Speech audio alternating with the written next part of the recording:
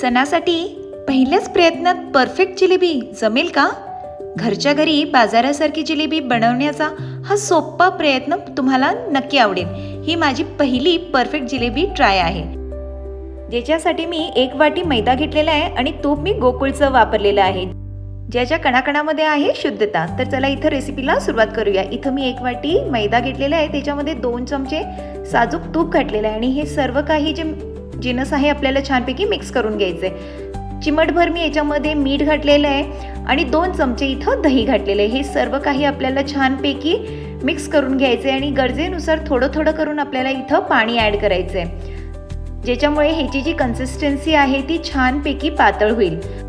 पहिल्याच प्रयत्नात जिलेबी छान जमली म्हणून हा खास व्हिडिओचा अनुभव मी तुमच्यासोबत शेअर करत आहे. आता इथं तुम्ही बघू शकता की छानपैकी फेटून सुद्धा झालेलं आहे आणि ह्याची कन्सिस्टन्सी सुद्धा पातळ झाली आहे. आता आपण ह्याला अर्ध्या तासासाठी झाकून साईडला ठेवूया. तर इथं तुम्ही बघू शकता पीठ सुद्धा छानपैकी फुलून आलेलं आहे. आता याच्यामध्ये मी 1 चमचा 3/4 टीस्पून बेकिंग पावडर आणि 1/4 टीस्पून बेकिंग सोडा ॲड करून ह्याला साईडमध्ये ठेवूयात. आता आपण इथं साखरेचा पाक करूया. इथं मी 1 वाटी साखर घेतलेली आहे आणि 3/4 वाटी मी इथं पाणी घेतलेलं आहे. आता आपल्याला हे 15 मिनिटासाठी उकळून घ्यायचं आहे. छानपैकी उकळी आली की याच्यामध्ये आपण वेलची पूड घालूया.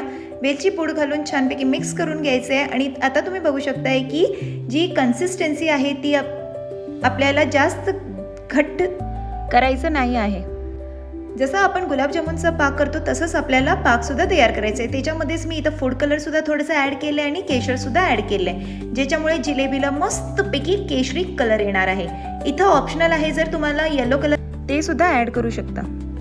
फायनली पाक तयार झालेला आहे. ह्याच्यामध्ये कुरकुरीतपणा येण्यासाठी इथं मी 3 ते 4 थेंब लिंबूचे सुद्धा ॲड केले, ज्याच्यामुळे छानपैकी कुरकुरीत सुद्धा जिलेबी होते. इथं आता मी प्लास्टिकचा कोन घेतला आहे, त्याच्यामध्ये जे मिक्सचर आहे पूर्ण ॲड केलं आहे आणि मस्तपैकी इथं गरम तेलामध्ये मी जिलेबी पाडून घेतलेली आहे. 1 बाय 1 अशाच प्रकारे आपल्याला ही जिलेबी पाडून घ्यायची आहे. आणि खरंच सांगते, ही जिलेबी फर्स्ट टाईम तेलामध्ये सोडताना मला खूपच मजा आली.